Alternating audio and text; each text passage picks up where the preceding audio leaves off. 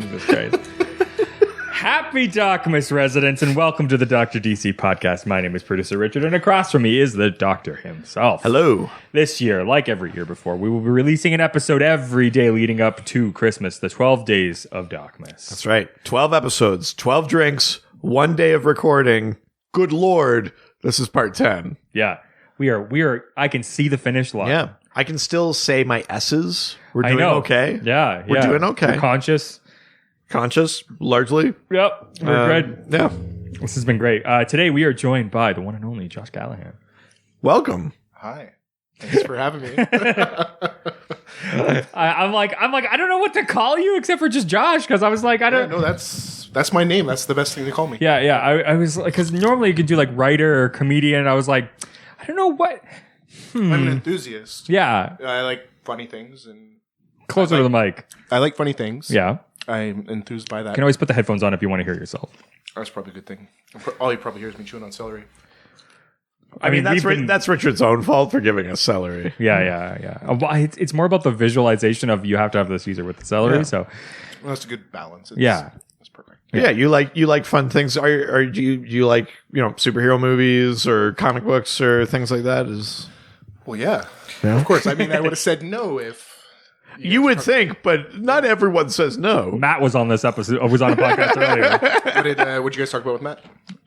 Just like very general stuff, but like sometimes people just want to be on just because it's fun to chat. Yeah, and then we just do a little bit extra work to educate them on what the sort of stuff we're talking about, because we don't expect anybody. I guess what I mean is, I'm not. Do you have a background? Like, did you read comics as a kid or stuff like that? Yeah, but it wasn't DC, Sure. Yeah, but it was. Get the fuck out! No.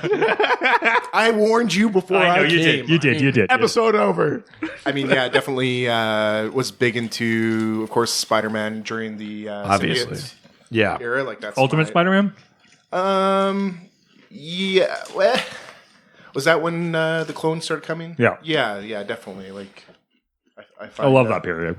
That's when creativity was at its highest. Mm-hmm. Oh, that was McFarlane, right? When he was running the show. Maybe not running the show, but you know what I mean. The good era of Spider-Man. Absolutely. Yeah. Yeah. But then X-Men. I mean, as a kid, X-Men was always so political. Of course, yeah. It's kind of like, this doesn't really appeal to me as much as I want it to because I'm white. Yeah. Right? Yeah, 100%. Yeah. I'm just being, straight up. Like, it is a fantastic series. I do love it. Yeah, but of course. they're And speaking. now I understand it. Yeah, well, of course, yeah. They're speaking to issues that, like, as a suburban white male, we don't really have to deal with that much, right? Like, I think that's totally fair. I think, like, which is great. I'm glad that something existed that people could relate to. Yes, exactly. Not every, like, there was I know it's surprising, but there isn't that. There's a decent amount of things written for white young males. So But like, Dazzler and Jubilee, I got them. Right. I like both of those. Didn't they just put Dazzler in the most recent one? I think they did. They probably snuck a cameo in. I think they did, and I remember thinking that was ridiculous at the time. They're like the worst heroes ever created. So, what are your interactions with DC? Where does your sort of fan base lie? Yeah, I mean, I watched. What was the Batman Suicide series that he had? I have a few of those comics. Like the I Am Suicide, that arc? Like the relatively recent Batman? No, it was like detective series from the 90s. Oh, sure, there yeah. was like suicide involved with it. Oh, okay, yeah. It was super, I don't know. Well, I mean, I love Batman. In the sense that I probably should have read more Batman comics than the half a dozen I have. Yeah. I mean, You got some of the bigger trades, like some of the bigger stories you've read? Like Killing Joke, Long Halloween, that kind of stuff? It's okay. Short podcast. No. I mean, good. here's the Giving us context of where we can let you in. You guys, listen, I know the Batman bad guys. Yeah. Right? The Rogues Gallery is great. Yeah. that's good. I enjoyed the animated series immensely. Oh, yeah. I thought, Awesome. Yeah. Some of the biggest DC stuff happens in that. Like, And, I mean, we've talked about it a lot already. I mean, that animated series basically informed a bunch of comics from that. absolutely. Stylistically, even. Yeah. it was something special. Yeah, absolutely. Yeah. Without a doubt. Yeah, and then, of course, like all the movies modern and- movies, the old movies. Any of the recent TV stuff? Oh, man. Have you seen You know it? what? Have tried you to watched get any of The Flash or anything like that? Or You know what? One time, Yeah. yeah. I walked past the set where they were filming The Flash. Hey. And I I thought to myself, shit, I really wish that I was into this show because it would have been a bigger deal. Yeah. That's such a funny experience to walk past something and be like, I wish this meant more. They're filming it, like, I'm pretty sure that's the main character right there. And I'm like Right. standing there watching, and I'm like, but I don't know what's going on. That's very funny, actually. I like that a lot. That's really good. All right. Awesome. Well, we got a bunch of questions. Why don't we jump Let's in? do it. Yeah, let's get right in. First question's coming through Facebook. Go to the face in the book. Go to the Facebook. That's right. And the question comes from Adam Upper. Upper, I barely know her. Yeah. Is Raish supposed to be European of sorts? Is this like Ra's al Ghul? Yeah. So, I mean, the words Ra's al Ghul, I think, are Arabic. And they mean head of the demon, which is sort of his title as leader of the League of Assassins. That might just be a League of Assassins title, even, maybe? I'm pretty sure that Raish in the comics and like from the animated series, his real name's Brian O'Doul. Yeah, he's like he's straight up Irish. No, I know. I'm just joking. That would be very funny. Gotcha. Damn it. I think he is meant to be Middle Eastern. Oh, okay. Vaguely. Yeah. Good luck pinning. It's a pretty big region, right? Good luck pinning him down to a country or a city or something. Probably like like that. from Kazakhstan or something. I vision him from the Caucasus more than Oh, okay. Right? Yeah. like That's hard life, right. destitute. You get a little bit of Yeah. it. Yep. Georgian or something. Yeah. Right. Then it's harder to tell Yeah. unless they speak. Well, I mean, that's certainly possible too. I think that all counts. I think he's meant to be vaguely, like from the Caucasus or, Middle Eastern. I mean, it depends on your interpretation. The Nolan movies, the idea was that Ra's al Ghul was like a title almost, right? That would get passed along.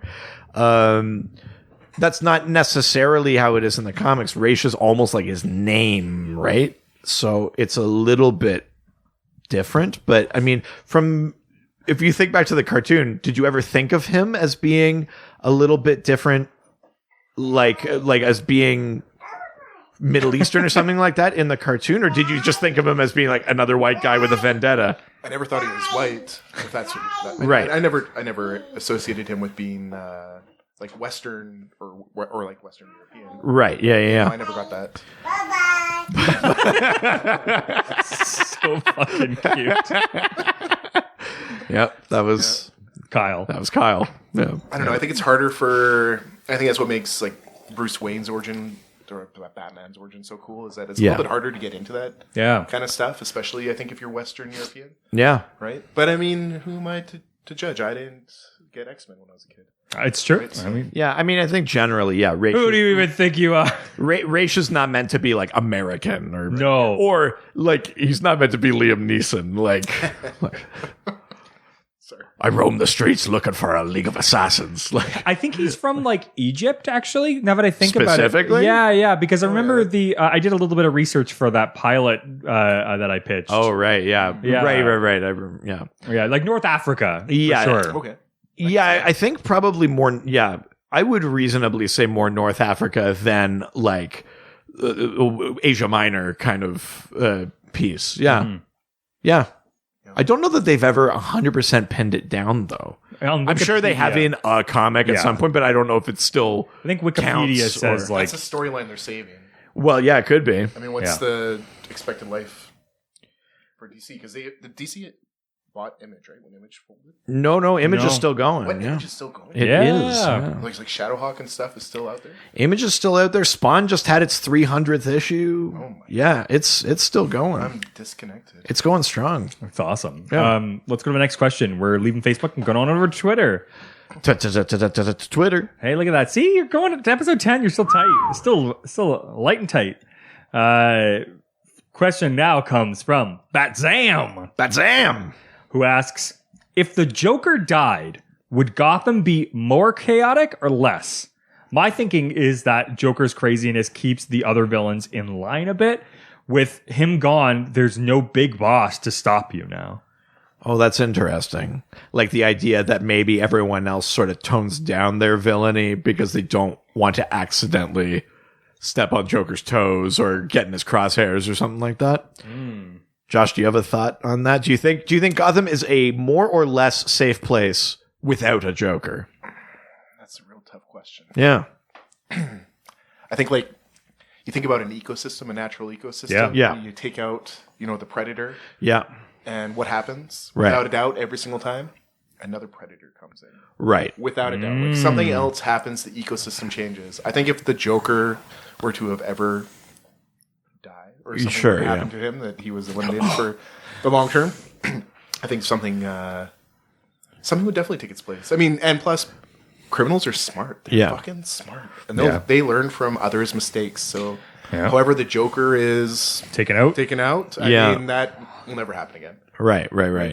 Do you have any sort of like thoughts or feelings about like who the new kind of apex predator might be?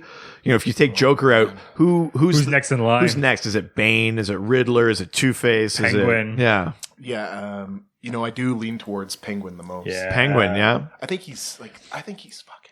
Yeah, well, and Am I he's allowed to say that in this? Yeah, totally. Yeah. Like he's fucking morphed like a penguin. He associates himself with these secluded birds. Like who knows what's going on in his head? And I think if there was more limelight on him, and he's such a crime boss too. He already has like the network. That's right.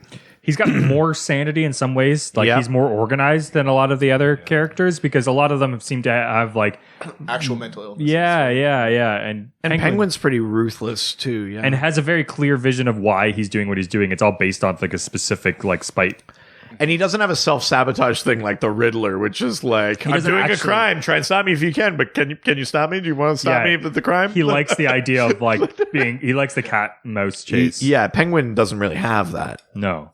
Yeah, I think that's as good an answer as any of us are going to give, I think, for that one. Yeah, absolutely. I like that. Next question comes from Stump Chunkman. Step into the stump. Stump Chunkman. Bam! Who asks, figure Bane is almost as much a one-note character as Doomsday, just smarter? Right. Do we feel that Bane is a one-note character? He's complicated. It really depends on the version, I think. Well, I mean, yes. I mean, if we're talking about the one that showed up in Batman and Robin, very one-note. Yeah. Bomb.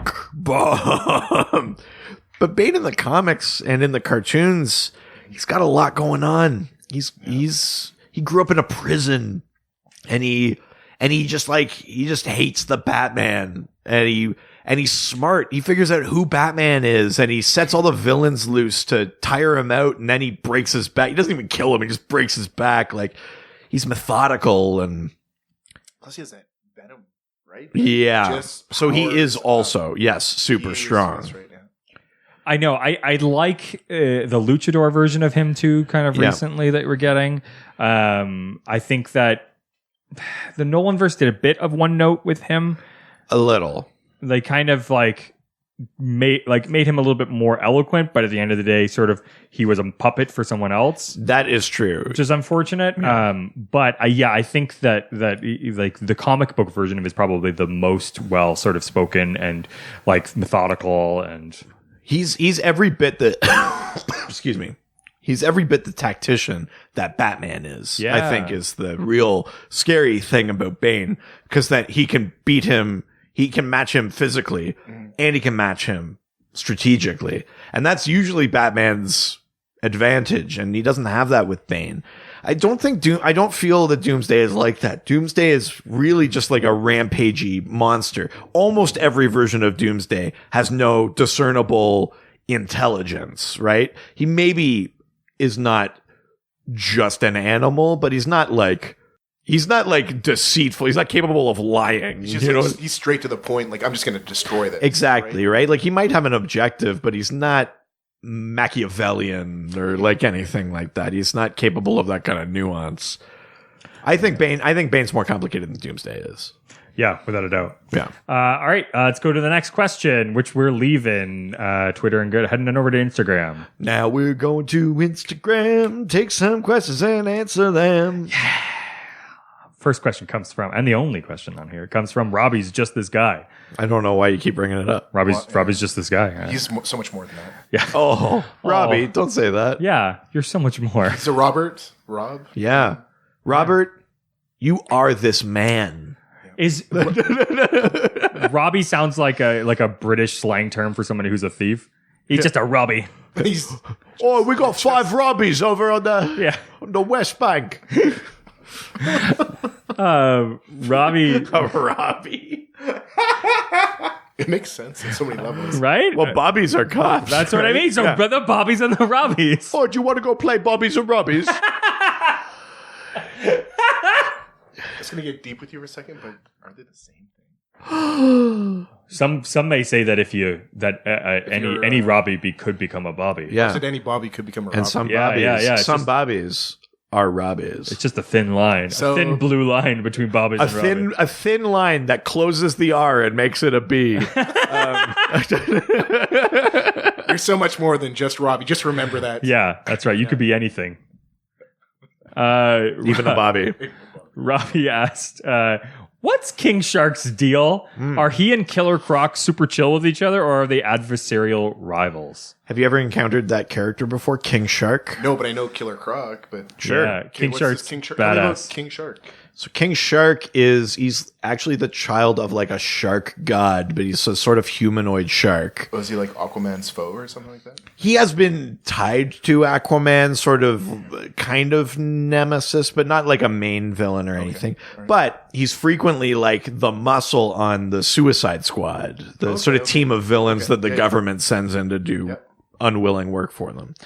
But he's basically a humanoid shark. Not necessarily very intelligent, but yeah, he's like the son of a shark god, essentially. He's tied to the ocean and sort of the ocean mythology, basically.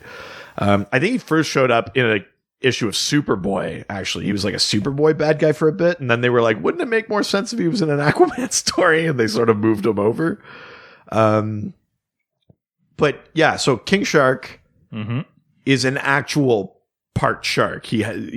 Killer Croc is not an actual crocodile, despite despite certain portrayals of him.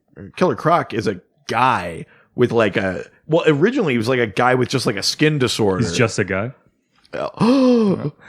Robbie is Killer Shark. That's it. Oh my God. Waylon Jones, and he has a skin Scientist. disorder that becomes no, he's not a scientist. Oh, no, he he just did- has like he just has this skin disorder that makes him all scaly, and he's like a circus sideshow for a bit and stuff like is that. it King Shark then that's the scientist? No, neither of them. Because in CW, The Flash. Well, that's different. The CW Okay. King Shark has he's a human who is turned into a shark, but Okay. that's not quite how he is in the comics. Okay. Yeah. So let's take son of shark god, kind of dumb humanoid shark, and let's take guy who has developed the attributes of a crocodile, including some like great swimming and breathing underwater-ish kind of stuff, like Killer Croc. Yeah, dog. Do you think... Well, what was the question? Is it, do they get along, or who would win a fight? Yeah. No. It's are they super chill or adversarial? I don't know that they've actually met all that much. Really? Who do you think would actually win, though, in a fight? Oh, King Shark. I mean, come on. King Shark? I don't know King Shark. I can't. You know Killer Croc, though. Let's give a solid case A for giant shark Okay, man. Let's give a case for Killer Croc. So, a case for Killer Croc? Yeah. I was going to say, if this King Shark is like Superboy, then... And, if Killer Croc's fighting Batman. Well, that's a fair point. Yeah, who are you fighting? Whose villain are you? What's the, where's the benchmark for... I would say that, King Shark probably gets some of those things that, like, Aquaman has, where because he lives underwater, he has, like, the super durability and strength because he's withstanding the pressure of the ocean and, like, that sort of stuff that Killer Croc doesn't necessarily have. That's a very fair point. I don't know that they've actually met all that much. In the Suicide Squad movie that came out, they put Killer Croc in because they didn't want to spend the budget on rendering a CGI King Shark. Was that what they did? Really? King Shark is supposed to be on the Suicide Squad. Oh, really? They made it Killer Croc because they were like, we could do that with prosthetic. And it's beautiful, incredible makeup and prosthetics. Yeah. They won an Oscar for it. Really? Yeah. Suicide Squad, Oscar-winning movie. Jesus Suicide Christ. Squad. But they won for that. But that's why Killer Croc's in that movie. It's because they were like, do we want to Try to render this big CGI shark for a whole movie? And they were like, no. Crazy. But he's going to show up in the new one. Really? Yeah. So now that they know it, it was a hit. Well, I mean, It actually was. it made like $800 million. It was a terrible movie, but it made a ton of money because, like, But James Gunn's doing the next one. I think there's enough hype about the next one that it'll do. It's really a safe-ish bank. well. But it's an international hit. I mean, that movie had it written all over it that it was going to be big in like Asia and things like that. Like that's definitely like those type of movies seem to really, really click over there. So it's not a big surprise to me. It's the same thing with like Venom, right? Like did really, really well in Asian markets and like domestically did Also terribly. with my heart. Wow. Yeah, you liked that? I like Tom Hardy. Oh yeah, I mean So Tom Hardy and then connection to Spider-Man too. I And was like, oh, this is. Yeah, I just wanted more to happen. Yeah. Anyway, sorry. Back to No, absolutely. Eddie. Eddie. Well, that's funny because Matt's dog's name's Eddie, so every time I see him, I'm like, hello, Eddie. Like a turd in the wind. Yes. It's your favorite quote from that movie. It's the only quote I have from that movie. Yeah, it's true. I think there's a scene where he's like, "We're both kind of a loser, aren't we, Eddie?" Like he's like, That's how many times have you seen it? actually only once. Man, you got a great memory. Well, I'm bad at math. As you're saying them, I'm like, oh yeah, it's like scene for scene. I'm like picturing the. That's why we have this podcast, because of that. Yeah, Because that sickness he has worked for us. you're welcome. Thank All you. right. We've got some voicemails. Let's do it. Let's go into them. Let's hear them. Are they? Do they ever get racy? These voicemails, in the sense of like, hey guys. Not yet. Oh no, we've not gotten any sexy voicemails. Oh, that was whispers, but. Let me Oh, give a sorry. sexy I voice. mean, we've never gotten a whispered voice. I didn't just give anything Hey away. guys, I really have a question. I want you to answer. It's late at night, and I'm just here with my friend.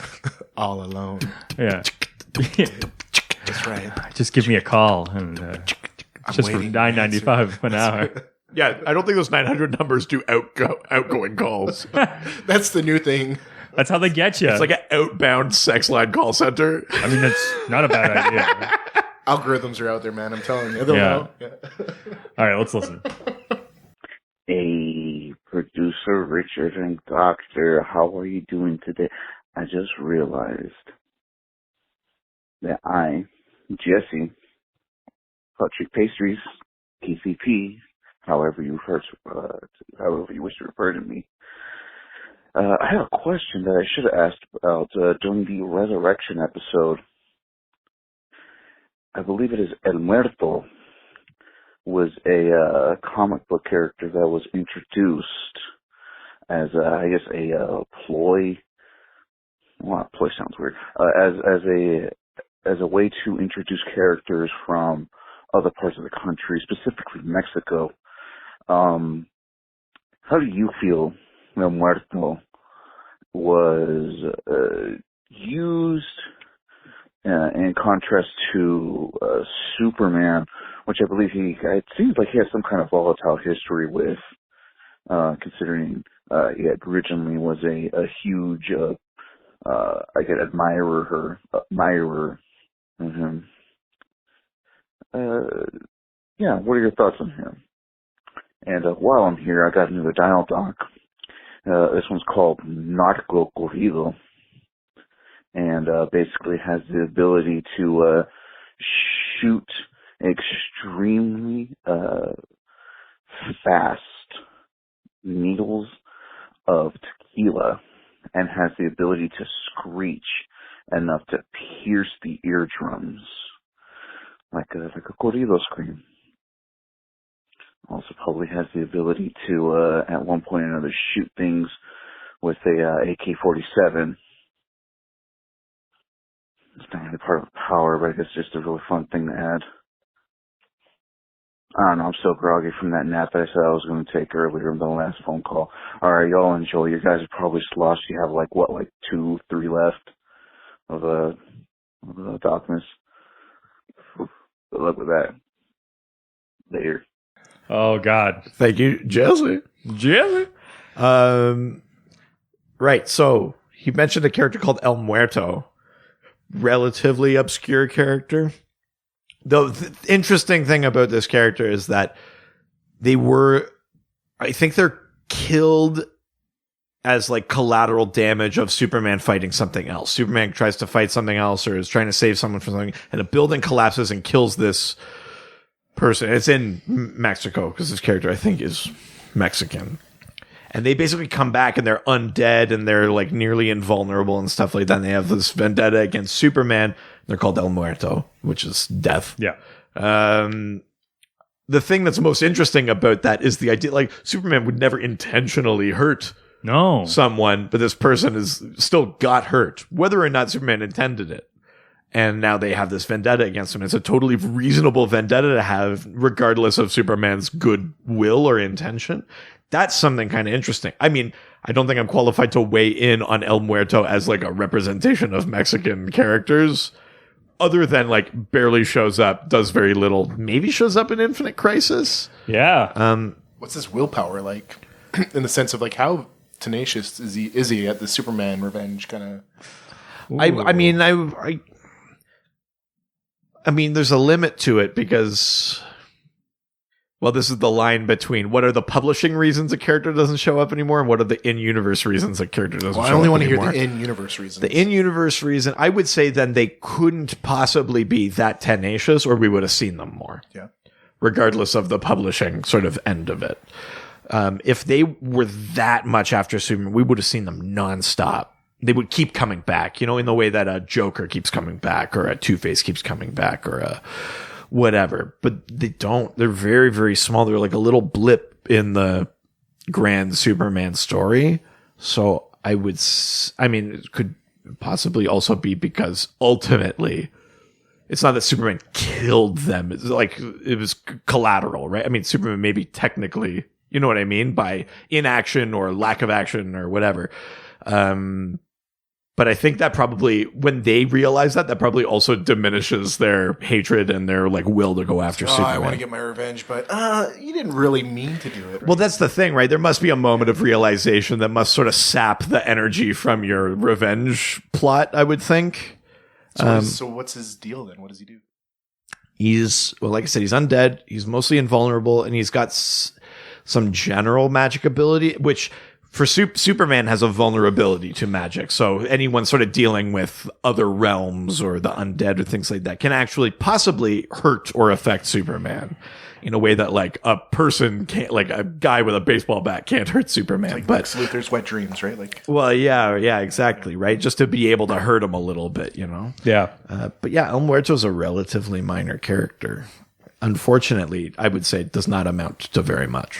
Oh. Can we chat a little bit about that great character? Right? Oh. Yes, absolutely. So he provided us with a dial doc, which we do every episode. We come up with a randomly created character based off of an old comic book series called Dial H for Hero, which was basically, when it initially came out, the fans would send in all the time like their ideas for characters. They couldn't do anything with them, but they created this comic series where basically this guy could walk up to like a rotary dial hero and become a random hero. And generally it was one that these fans sent in. So it was like a never before seen. So he wouldn't turn into Wonder Woman. Yeah. You would turn into someone new with a new never name. replicated. It would just be for like a small period of time could become New this. name, new power. And we try to come up with them every week. And now our fans are sending them in as well. So the one he created was called, what was it? I can't remember the name that he gave. I will admit that I'm maybe too many Caesars in to have that kind of recall. There's a couple things that stood out for me. So the screeching ability. Oh, yeah. Ears, like, oh, okay, great. Yeah. The needles of tequila. Yeah. Yeah. And then the AK-47. That one felt a little tacked on. I like that he's just like, well, it's not really a power, just kind of a cool attribute. That's like, yeah. I'm like, I don't really know why you need everything else. A gun does a lot. I'm going to get you drunk. Yeah. Then I'm going to give you the Banshee scream. Yeah. Then I'm just going to shoot you. Then you're going to dance, motherfucker. Yeah, exactly. Couldn't you just shoot me first and just shut up? I don't tell you how to villain. Exactly. Well, speaking of... you need every tier of villain. Yeah, exactly. Right. Speaking of dial docs, we've got another one through voicemail, so let's listen to it. Let's have it. Hey, Dr. DC. Hey, producer Richard. This is my 10th dial doc for DocMas. This one of the stupidest I've ever thought of. His name is Top of the Morning. He's like a small leprechaun-like man, and he has the ability to send anyone back in time to the beginning of their day by saying, top of the morning to you. When he does this, he also becomes aware of whatever that person has done since they woke up, so Top can find his victim again and again, looping their day until they stop committing the crime that Top of the Morning was trying to stop. The only way that he could be defeated is if you quickly reply with, and the rest of the day to you, which sends Top of the Morning forward to the end of his day. it's kind of like just, if you were stuck in this infinite bit of time, like Groundhog's Day, eventually you're going to reconsider what you're doing and stop trying to rob the bank or stop trying to steal those cars, right? You're not just going to become a better criminal by the end of it. Well, that's really Top's problem. Anyway, bye. Although, really, when you look at it, that's not the lesson of Groundhog Day, because Bill Murray becomes great at everything, including bank robbery. Yeah. So how many lessons can I learn by how many wrongs can I do? Yeah. And by the way, top of the morning tape. Yeah. That's a really terrific. I think that's your best one so far. That's a very, very good one. I would read that character. Absolutely. Yeah. Which I think now means that it's our turn. Yeah. Do you have one? I do. Okay. So my character's name is Keymaster, who has access to a magic keyboard, right? But like a computer keyboard, right? And anything that he types into that keyboard will happen. But like the actual letters themselves represent things. So the like enter button means that he can get into any door. Exit means that he's given a portal to exit and to get to wherever he needs to. Space is he's able to either like launch himself up or send anybody around him away, because he basically is just developing space. Right. So he's not just typing in what he wants to do. Each key actually serves like a specific function. Exactly. Right. Does he have like does he have like a mini monitor or something that he carries, or he just like has? He has just like a keyboard like this with him that he just basically is just like boop boop. Right. Yeah. And I'm sorry. What's his name again? The Keymaster. Right. Yeah. Okay. Very nice. Yeah. My character's name is Sorry. And what Sorry is able to do is instantly make you feel the deepest possible empathy. So no matter what you're in the middle of, I look at you and I get that feeling. No matter what you're in the middle of, Sorry can make you instantly completely, not necessarily regret, but completely understand the other person's perspective. Oh, wow. So theoretically, Sorry could make you regret wrongdoings, or Sorry could make you a better. Done this before. Sorry could make you a better lover. Yeah. So that's it seems like a stretch, but does nobody else say sorry all the way through? I'm just trying to justify your lovemaking. Sorry. Yeah, that's my character. That's Sorry. That's good. Do you want to participate? Oh yeah. Yeah, I got a character. All right, Hell let's do it. All right, I don't have his name yet, so I'll let you know his name by the end of this. Okay, Sure, all right, let's do it. I like this. But he... So you guys are going to think this is really lame when No, I say this. oh my God. I've literally come up with a character named Come let me- Man, so don't worry.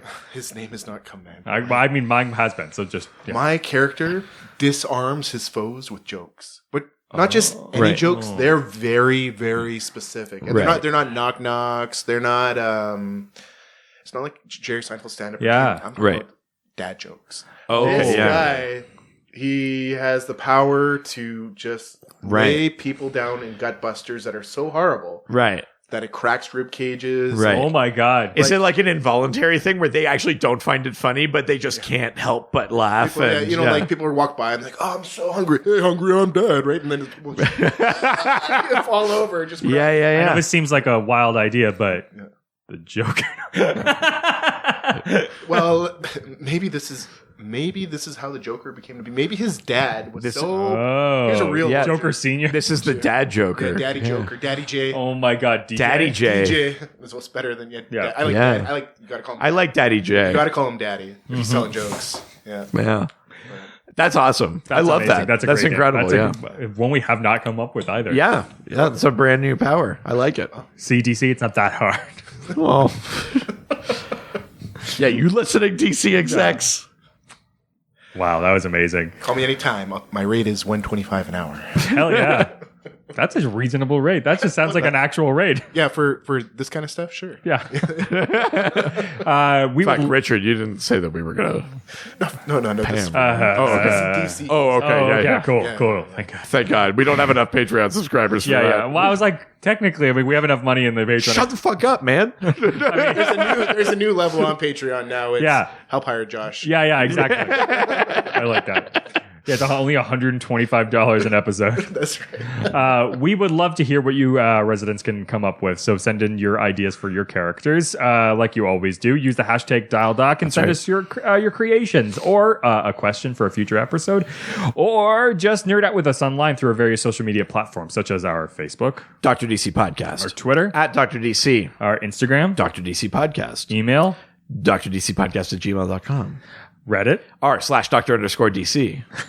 Of course, the doc phone is now open. 208-917-3238. That's right. If you want to send us a voicemail, you just call us at 208-917-DCEU.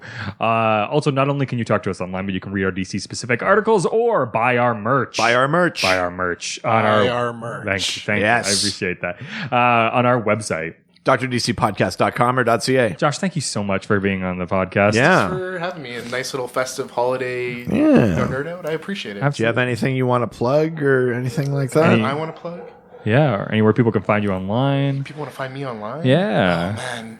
Not today. I'll tell you what. Next year, I'll Your business? let's just keep it. Okay. Just keep it on this. It's the holiday season. Oh, it's You know, we need to be able to. This is the only thing I'm going to plug.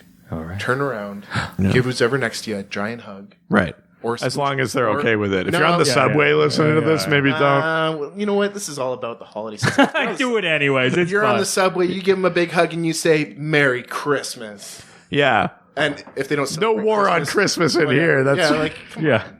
Unless you're in another country. Fuck happy holiday. Listen, if you're in North America, say Merry Christmas, but Yeah. other places I can appreciate.